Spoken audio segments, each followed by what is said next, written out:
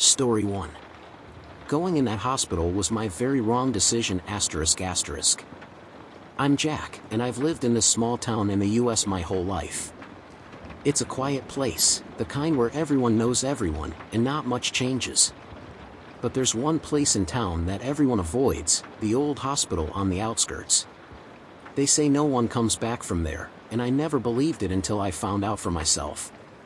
It started as a dare. My friends knew I was the skeptical type, never buying into the local ghost stories. So when they dared me to spend the night at the hospital, I couldn't refuse. It was just an old, abandoned building. What could possibly go wrong? The hospital was a massive, crumbling structure, swallowed by vines and shadows. The windows were shattered, and the air was thick with the smell of rot and mildew. The front door creaked loudly as I pushed it open, the sound echoing down the dark, empty corridors. I stepped inside, and immediately, I felt like I'd made a mistake. The air was heavy, almost suffocating, and there was a deep, unnatural cold that seeped into my bones. But I kept going, telling myself it was just nerves. As I walked through the halls, my flashlight flickering with each step, I noticed something odd. The walls seemed to be covered in strange symbols, like they were drawn in a hurry. The further I went, the more I noticed, the symbols were smeared in what looked like blood. A sound echoed down the hall, a soft, almost imperceptible whisper. I froze, shining my flashlight around, but there was no one there. The whispering grew louder, surrounding me, until I could make out the words. "Leave, before it finds you." My heart pounded as I turned to run, but my feet felt like they were glued to the floor. The whispering became more frantic, more desperate, as if warning me of something. And then I saw it, a shadow at the end of the hall, moving towards me. It was tall and hunched, with eyes that glowed red in the darkness. I forced my legs to move, sprinting down the corridors, trying to find the exit. But the hospital seemed to twist and turn on itself, the hallways stretching endlessly. No matter which way I went, I couldn't find my way out. The whispering followed me, now mixed with low, guttural growls. The walls seemed to close in, and the cold was so intense that I could see my breath in the air. Panic set in as I realized I was completely lost, trapped in this nightmarish maze. Then I heard it, the sound of something dragging across the floor, getting closer. I didn't dare look back, but I could feel it, the presence looming behind me. The air grew thicker, the whispers turning into screams. I finally stumbled into a room, slamming the door behind me. The room was pitch black, but I could hear something breathing heavily in the corner. My flashlight flickered back to life, revealing the source of the sound, a figure crouched in the corner, its face hidden in the shadows. Before I could react, it lunged at me, knocking the flashlight out of my hand. I scrambled to the door, but it wouldn't budge. The figure was on me in seconds, its icy hands wrapping around my throat, squeezing the life out of me. As I gasped for air, I heard the whispers again, this time right in my ear. "You should have left." Everything went black. I don't know how long I was unconscious, but when I woke up, I was outside the hospital, lying in the overgrown grass. The sun was just rising, and the building looked as decrepit as ever. But I knew what I'd experienced was real. The whispers, the shadows, the thing that tried to kill me, they were all real. For days after, I couldn't shake the feeling of dread that clung to me. I was plagued by nightmares, visions of that shadowy figure, the suffocating darkness, and the relentless whispers that warned me of dangers I couldn't see. But the worst part was the sickness that followed. It started with a fever, one that no amount of rest or medication could break. My parents grew worried as I became weaker, barely able to get out of bed. The doctors in town couldn't figure out what was wrong. I was admitted to the local hospital, where they ran test after test, but nothing came up. They said it was like my body was shutting down, as if I was being drained of life itself. My skin was pale, my eyes hollow, and every breath felt like a struggle. I spent weeks in that hospital, growing weaker by the day. My parents were beside themselves with worry, and the doctors were baffled. There was talk of moving me to a larger hospital in the city, but before they could, something strange happened. One night, as I lay in that sterile hospital room, I heard the whispers again. They were faint, almost like they were coming from the walls themselves. At first, I thought I was imagining it, but then the whispers grew louder, more insistent. "You need to leave, it's not safe." I tried to call out for the nurse, but my voice was too weak. The room grew colder, the air thick with the same unnatural chill I'd felt in that cursed hospital. I was terrified, convinced that whatever had haunted me there had followed me, and now it was coming to finish the job. But then, just as quickly as the whispers started, they stopped. The coldness faded, and I could breathe again. The next morning, the doctors were stunned to find that my fever had broken. Over the next few days, I began to recover, gaining strength little by little. My parents didn't waste any time. As soon as I was well enough, they made the decision to leave our small town and move to Chicago. They never told me exactly why, but I think they knew something wasn't right in that town, especially after what happened to me. We've been in Chicago for a few years now, and life is much better. The city is bustling, full of life, and the memories of that night have started to fade. I'm healthier than I've ever been, and I've even managed to make new friends. But every now and then, I still get that feeling, the sense that something is watching me, waiting. I try to push those thoughts away, tell myself it's all in the past. But deep down, I know that night at the hospital will haunt me for the rest of my life. No matter how good things are now, I'll never forget the horror of that place, the way it reached out and almost took me. Some nights, when it's quiet, I think I can still hear the whispers. And even though I'm far away from that old hospital, I can't shake the feeling that it's not done with me yet. Story 2. I saw hell in the hospital hallway. Sorry in advance for the long post. I'll be calling myself Sarah, and I work at a hospital in upstate New York as a nurse. I was originally from Pennsylvania, but just recently moved towards the Big Apple for a change of pace and scenery. I love doing my job because I genuinely love helping people, but some things started happening here recently that has made me rethink my plans of staying here. There are tons of stories at the hospital I work at. There's one story of a man who was admitted one evening because he collapsed at his construction job. When a doctor came to examine him, he told the man that he would have to stay a while to run some tests. Well, time passed and he had gotten much worse. He could barely breathe and he was in immense pain. When the results finally came back, they had told the man that he had asbestosis, a condition that scars the lungs from breathing in asbestos fibers from his work. Unfortunately, that was not uncommon back then. Well, the man didn't take the news very well. He was in pain and he didn't want to allow the disease to eat away at him any longer. It was later that night, when he walked towards his door and looked to see if the hallways were empty. There was an eerie silence around him and no other signs of life in his vicinity. The man proceeded to get on his knees and place his neck on the door frame. Using all of his strength, the man proceeded to slam the wooden door onto his neck over and over and over. Slam, slam, slam, crack. It was an instant and the man was in a crazed stupor as he continuously slammed the door onto his neck.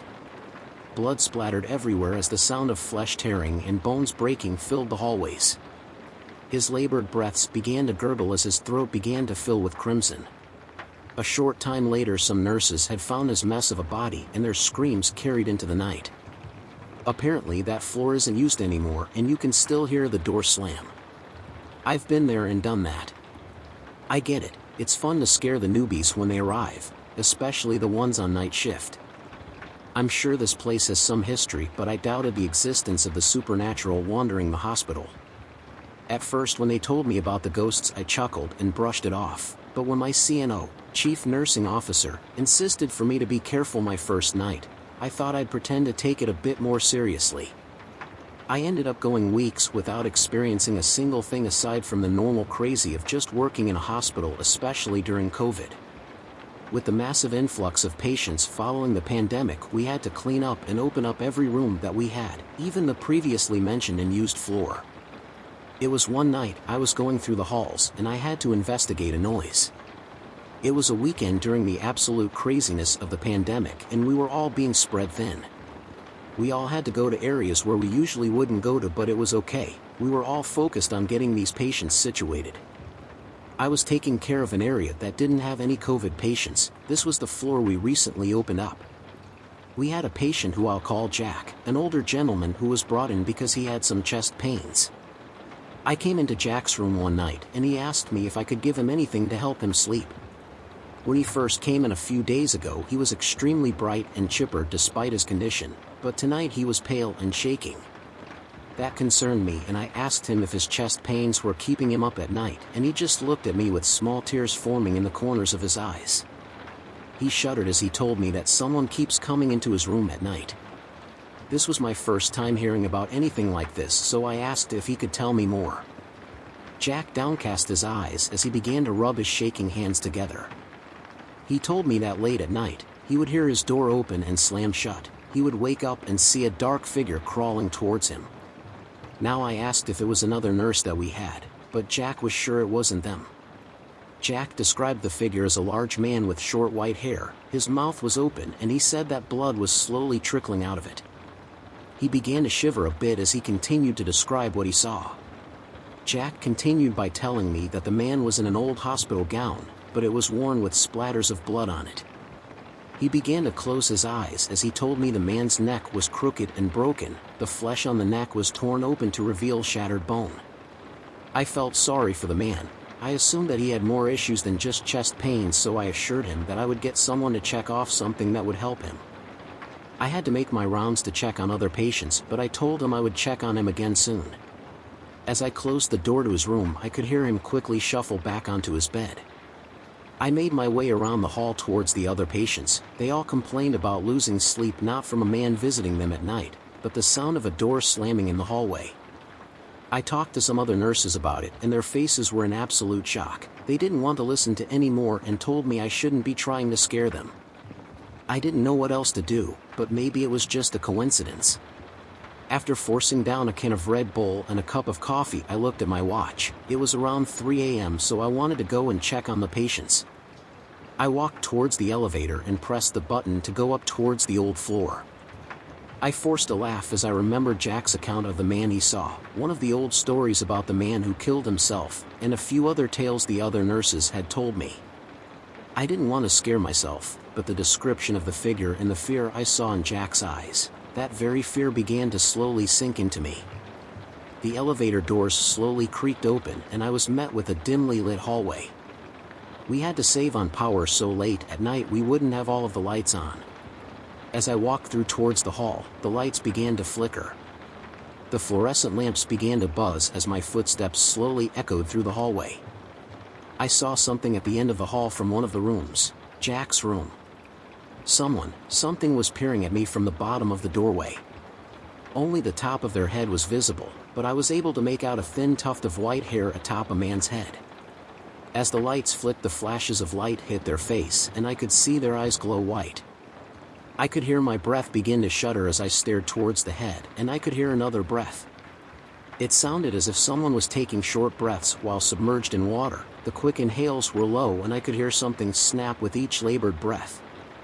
I jumped as a sudden slam erupted from their direction, and suddenly another, and another.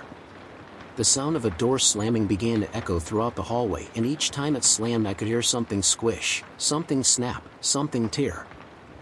I wanted to let out a scream, but nothing would come out. Was I having some kind of waking nightmare? Hallucination? Has my mind conjured some sort of phantom from all of those damn stories?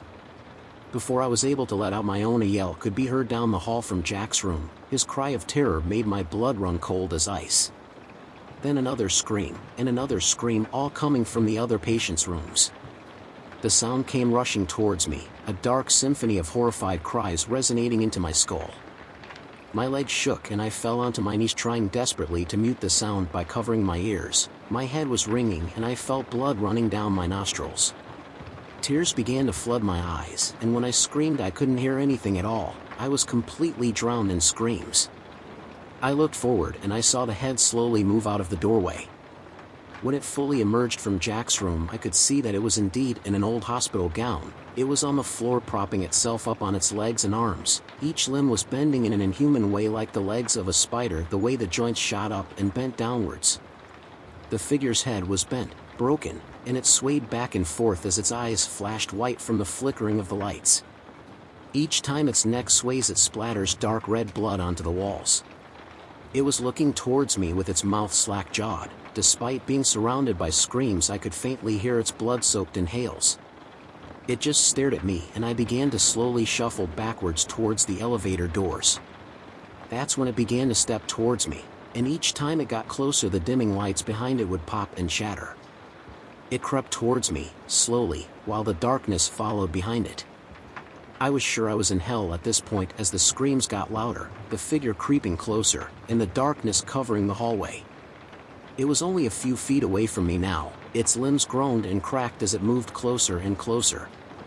I'll never forget how its white eyes stayed fixed upon me as its broken neck swayed back and forth with its jaw hanging down to reveal a small flow of blood. My back was completely on the elevator door, and it was so close to me. It began to scramble over me. Its bent spider-like arms were on either side of me, and it pushed its face closer to mine. All I could see were its rotten pale face, and behind it, a dark abyss. I couldn't hear anything anymore. The screams must have deafened me. But I pushed my head into the elevator door and closed my eyes tightly. As it got even closer, I could feel a cold breath brush my cheeks. I suddenly fell backwards, and my head fell onto the floor of the elevator. I looked up to see another nurse, May, looking down at me confused. She saw that I was white as a sheet and quickly got down to examine me. Blood was trickling out of my nose and ears, and tears were gushing out of my eyes.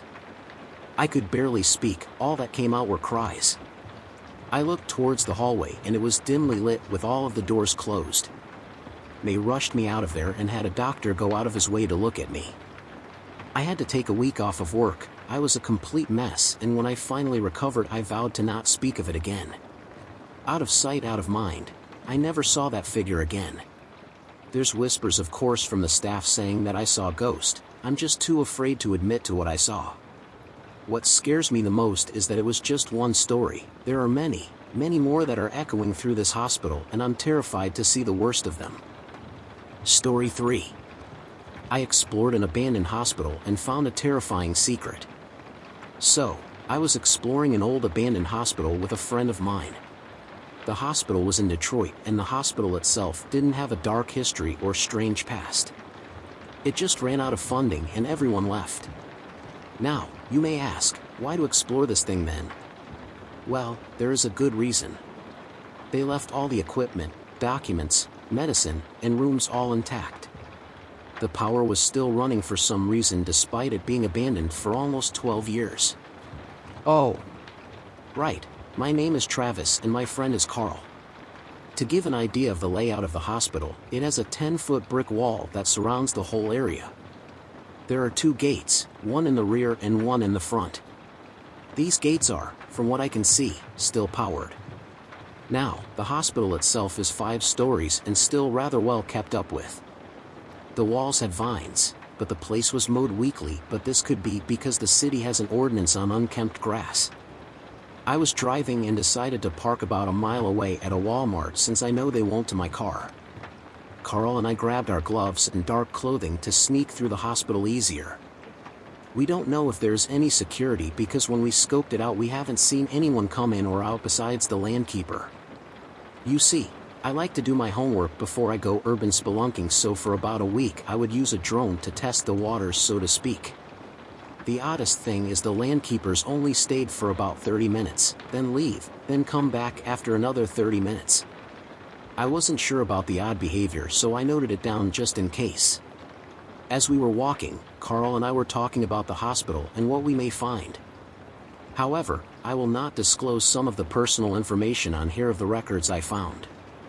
We will talk about how fucked up some of the practices were.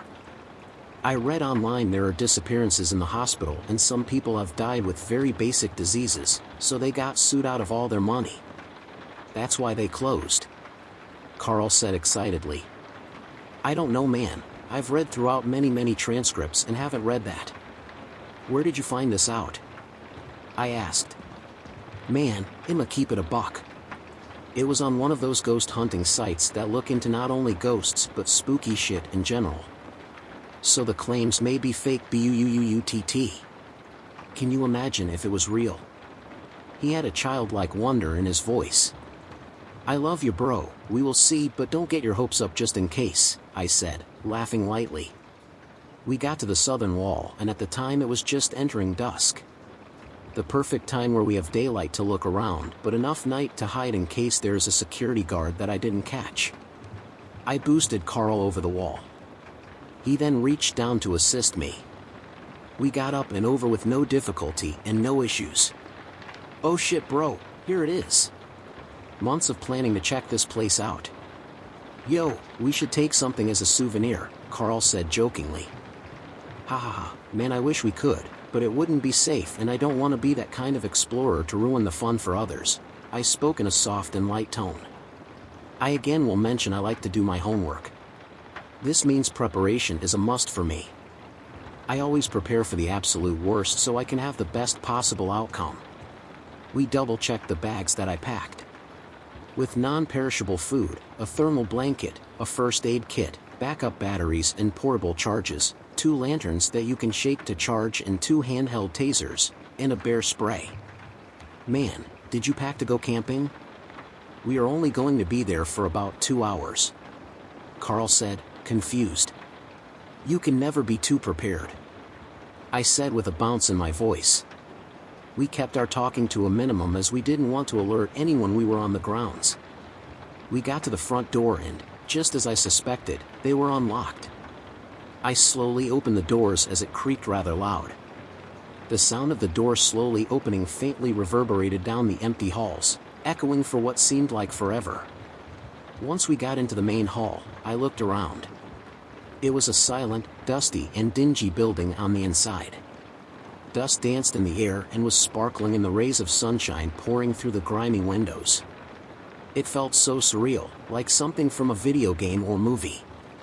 Yes, it was a bit nasty and dusty, but there was an innate beauty about the place. Like it was calming to see it being so quiet and untouched by a man. We walked down the main hallway toward our first spot. The cafeteria. I remember these halls rather well. I walked, ran, and played down these halls often since I was chronically mentally ill. I don't have many memories as I repressed most of my life. After all, my mother didn't care about me and let me and my sister be abused by my alcoholic father. What was I supposed to do? How else could I escape? It felt as if suicide was my only option most nights. Luckily, the staff at this hospital were sweet to me. Treated me like family. Sorry, it got heavy, just reliving the place makes me so upset at times. Anyhow, we got to the cafeteria and I get a vision of my past. Eating ice cream with a broken jaw after my dad attacked me for spilling milk on the floor. It brought a tear to my eye. Yo! Bro? Are you okay? Carl said worriedly. Why, I just have some memories here and must have been stuck in one, I said, shaking my head and laughing nervously. Hey man. Look, if you need to we can stop here for a bit and let you mentally catch up, Carl said while smiling and placing his hand on my left shoulder. Yes, let's sit and I don't know, eat? I said, running my fingers through my jet black hair. I bet. I brought some tuna sandwiches with banana peppers. Carl spoke with enthusiasm. We sat down and began eating the food. Carl was always a great guy. We came to this ward often together despite being here for different reasons. His mother had cancer, and he was here most days. We spent a lot of time together, so this was nice. We haven't eaten in here since we were still kids. We sat and laughed loudly as we spent a ton of time reminiscing about playing hide and seek in the ward. You remember when we were playing hide and seek and I couldn't find you? Ha ha ha, we got worried but found you sleeping in a custodial closet, and when we did finally find you, you screamed like a baby and wouldn't stop crying. Carl laughed as he told the story. I don't. Maybe I repressed it but I can't seem to remember, I said. He looked at me puzzled and said, that's odd because when we found you, your back was bleeding lightly and you told me it was my fault that he found you. The whole thing was odd thinking about it. This is something I have only heard about and the staff wrote this down as a self-harm incident. I don't remember doing this. Well, now I do look at the event in hindsight. We both laughed it off as one of my fits, but we still felt weirded out by the whole thing. I mean, we weren't drifting apart, but there was an air of unsubtle about us. We were both antsy as if we were forgetting something. I swallowed my food down and asked Carl, "How about we go to the closet? Get some closure, haha. What can be the worst thing there? A broom?" I laughed, trying to cover my fear over the situation. "You know what? Fuck that closet, bro. We're gonna go there and make it our bitch," Carl said triumphantly. We packed our remaining food and started to walk toward the closet, laughing along the way. As we got closer and our footsteps echoed through the empty halls, I got a chill up my spine. My very being is telling me to turn back, as if the very primal fight or flight responses were telling me it was impossible to fight. I didn't even notice, but I stopped in my tracks and Carl kept walking. It took him about 20 feet before he noticed I was standing still. "Ayo!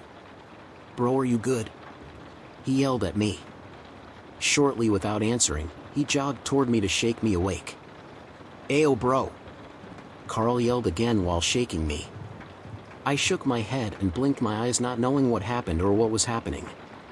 WH. What happened? I can't remember anything. Carl looked at me and explained how he had to shake me awake and how I was disassociating again. I looked at him and said we should go back, something is messing with my mind. "Nah, man. We're going to solve this today. You won't get closure if we don't," he said, reassuring me. I don't have any reason not to trust Carl. He was like a brother to me. We went and did everything together. We went to school, Boy Scouts, college, and even got an apartment together for some time. So I trust him. I just shook my head, yes, and we kept walking. Even though every ounce of my body told me this was not going to go well and to turn around, we kept walking. As we got within 10 feet of the closet, some foul smell started to permeate the hall. It was like the smell of death and iron. It was so foul we gagged from the smell. We looked at each other and decided to walk toward the closet more. Morbid curiosity set in and he opened the closet, revealing a bloated, dead raccoon. We looked at each other and laughed nervously. Carl stopped and looked closer in the closet. "Hey man, there's writing on the wall here." He squinted, not wanting to get closer to the dead animal. "Well, what does it say, man?" I asked. He looked at me while shaking. His face was white and spoke to me in a quiet tone. I had never seen him scared. He always was strong and I never saw him scared, but it looked like he saw a ghost. "Well, what did it say?" I asked again. "Run," he whispered. "What the foo?" I said. "Get the fuck out of here," he yelled as he started to run by me. I didn't think twice and started to sprint with him. I thought I was going crazy, but I can hear growling right behind me and what sounded like something was chasing us. I dared not to look back as I can hear it breathing loudly and gaining on me. We got outside and turned around to look at what was chasing us. It was a large black mass with glowing silver eyes. I can smell its breath as it sunk back into the hospital. "What did it say?" I screamed. "I see you, Carl said, huffing and puffing. We both looked at each other and decided to go home. When we got to the wall about to scale it, we noticed it grew. It was an impossible height. 20, maybe 30 feet tall. We looked at each other and Carl started to laugh. "Good thing I brought this," Carl said, reaching into his bag. Carl pulled out a handgun with 3 loaded magazines. I had never seen him shoot in his life, but he looked determined. He then spoke up. "I'm not sure what that thing was, but we can't get out. We better find a room and hide and barricade it." I just shook my head, agreeing. Whatever this thing was not letting us go anytime soon. We got back inside, slowly walking into a room and pushing the leftover dresser and bed against the large door. Seconds later, we heard banging and howling. It tried to get in but couldn't. For a moment it seemed to give up. I stood up and decided to quietly rummage through the old belongings of the previous tenant of the room. This room was occupied by a young woman. Let's call her Jane. Turns out Jane had BPD and was put into the hospital by her family. She wrote in her journal, often saying how the demons are watching her. "How interesting," I thought to myself as I skimmed the journal more. It went into great detail on how there was a doctor no one knew on a floor no one knows other than them. She was taken there and experimented on. They twisted and tied her organs together and caused her severe pain. As I read, the more and more frantic the writing got, and the more it seemed she was being tortured by the doctor. She spoke about how her toes were amputated and then sewed back on without the use of anesthesia. I then got into my head remembering something. I passed out with the memory turning into a dream. I was about 10 when I woke up in a bed. Different from my own, and I was tied down and couldn't move or speak. I could move my eyes left to right and saw a doctor. This was strange as the doctor was wearing a splash mask and wearing typical attire. He looked at me and smiled as they moved a scalpel toward my chest. It was then I felt the cold steel plunge into my chest, cutting me deep. The warm blood poured out of my chest and I can feel the muscles separating and splitting, exposing my chest cavity. The pain was so unbearable even when I tried to sleep, the pain kept jolting me back awake. The doctor then grabbed forceps and spread my chest apart before grabbing the bone saw. I can feel my rib cage being cut into. Every inch, no. Every centimeter felt like years of torture. The sickening sound of my blood still squelching out and the pain of my chest being split in two was burned into my brain still. After the doctor split my chest open, he grabbed my still beating heart and ripped it out without any incisions. I felt as his large hands wrapped around my heart and were ripped out. Every single aorta value snapping into my chest had me screaming in pain. Well, at least I tried to, that is. Come to find out, my mouth was sewn shut. The doctor then grabbed a black, rotting-looking heart from a cooler and placed it where my heart was. I instantly felt it absorbing my thoughts and feelings. This wasn't a heart but a parasite. I can feel this thing taking over my heart and slowly reaching upward toward my brain. As I passed out, I woke up from this nightmare screaming about how I didn't want it to happen again. "Hey man, are you good? Do you need help, bro?" he said, shaking me. I woke up right outside the closet again. I shook my head and told Carl. "How did I get here?" He looked at me puzzled. "You walked?" "We were going to check the closet to get over your fear." "No," I yelled. No, it's not a good idea. Let's just go home, please." Carl shrugged, not contending but understanding. We later talked about it that night and how tomorrow I will feel better. We then walked to the wall and jumped over it, got into the car, and drove home. I think Carl felt it too. I don't know what happened, but I want to know what is going on in there. I'll keep you guys updated on what I find. I think. No, I know there's something evil about this place. Stay safe out there, guys. I explored an abandoned hospital and found a terrifying secret, part 2. Hello, Travis here. I went back and found something insane about this hospital. Looking back at the time I spent there is sending shivers up my spine now. I can't believe I survived that insane place. I'm getting ahead of myself. For those who don't know, I explored an abandoned hospital I used to frequent a ton as a child, and I strongly recommend reading the first part before this one. Last night, I barely got away with my life. It all started when Carl called me yesterday morning and wanted me to come with him to the mall since he wanted to hang out and maybe play some Magic: The Gathering. I got there bringing my commander deck expecting our regular pod, but when I got there it was just him. However, we still played. Hey man.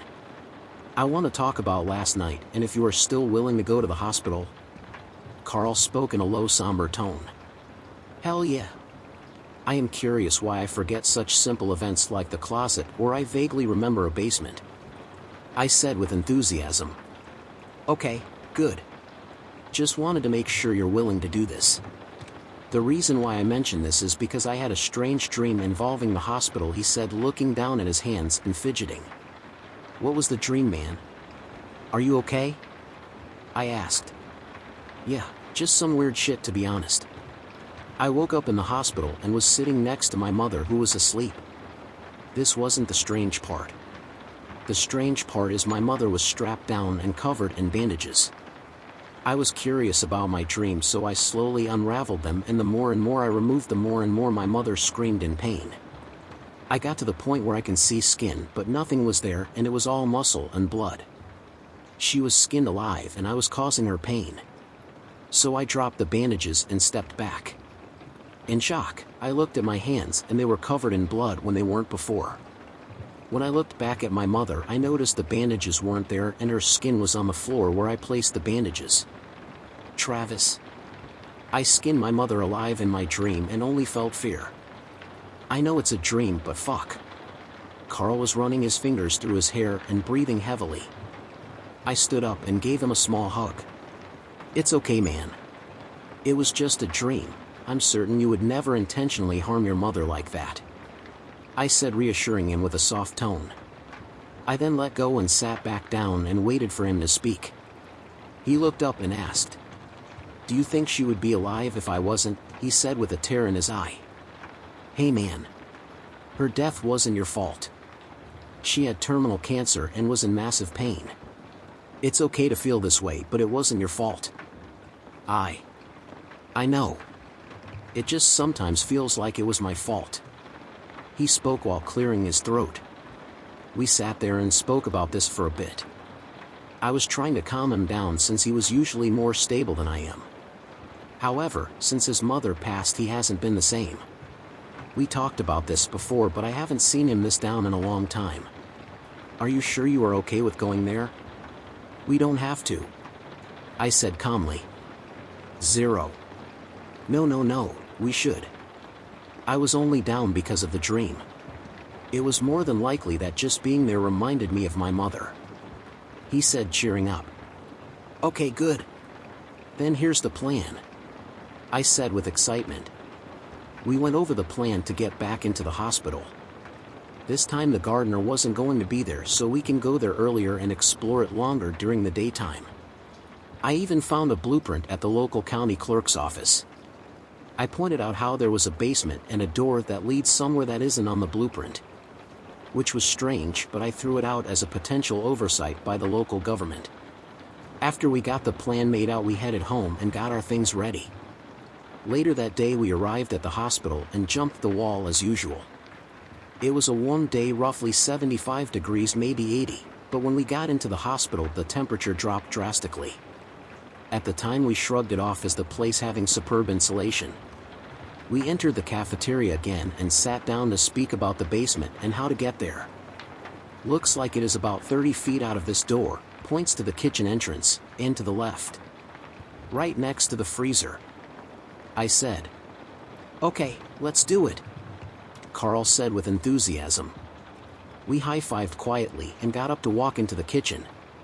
When we got there, the kitchen was smaller than I thought it would be.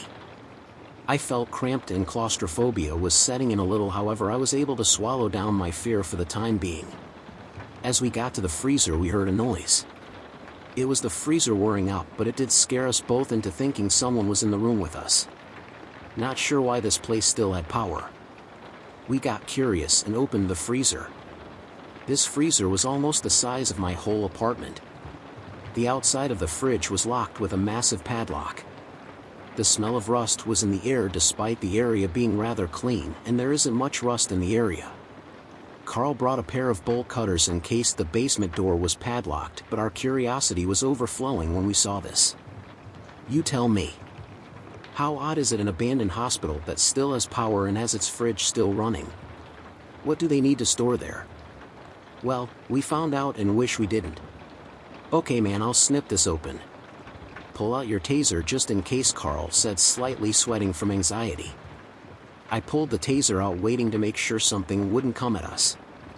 I couldn't get the weird dream I had last time out of my head. The thing chasing me seemed so familiar. The whole scene is replaying through my head over and over again. It took the sound of the lock breaking and snapped me out of my daze, then it hit me. The smell of death permeated the room more, making me and Carl vomited in reaction to the smell. When we regained our composure, we looked inside the fridge and the floor was covered in dry blood. It was too cold for maggots to infest, but I'm sure they would if they could. It seemed to be a meat storage locker with slabs of meat wrapped in thick, opaque plastic, making it hard to see the contents. I walked to one and tapped on one. Frozen solid. I wonder what is in these. Could be pig or maybe cow. I said, laughing lightheartedly. Shit, let's open one up then. The place is abandoned and this shit has been sitting here just rotting away. Carl said, laughing slightly. He then pulls at a knife and slowly cuts down the plastic. It's very thick plastic wrapping, so it takes a few cuts to get through. He opens it up and immediately we started to panic. Inside the plastic was a naked female body. Her insides were scooped out and her chest was ripped open, showing bare ribs and spine. Whoever did this removed her head and removed all the limbs. This person was butchered. Carl. What the fuck is going on? What did we stumble into? I said while panicking and breathing heavily. I don't fucking know, but we got to leave now. Carl said, picking up the knife and running out. I started to follow him and we were trying to focus only on running out. I was flooded by a memory of a man with a gas mask holding a knife and walking toward me with extreme malice and humming a song. I tried to focus on what the song was, but I couldn't remember it. The man reached down and grabbed me by the back of my neck, pushing me on the cold concrete. Then the feeling of warm liquid was running down my back. The shock felt so real I tried to scream, but all I could hear was him say, "Tag. You're it. Hey man, wake the fuck up, we gotta go." Carl screamed while shaking me back and forth. Fuck, fuck, fuck. I screamed while trying to catch up. We left out the front door and sighed as a sign of relief. We then looked around and the groundkeeper was outside looking at us. "Hey, you kids aren't supposed to be here. What are y'all doing here?" he shouted to us. The sound of his lawnmower was burying the sound of his voice, so it took him a couple of times, but while he was approaching us we can see him pulling something out of his back pocket and we just ran. We climbed the wall quicker than ever before, but it hit me. I felt 3 loud claps and my leg was on fire. I fell over on the other side and felt the same hot liquid pouring from my leg. The pain didn't register until I was in the car. I was shot in the leg by the man. Carl was freaking out as he drove me to the hospital. The police were called and questioned me after my surgery to pull the bullet out. "Son, what happened to you exactly?"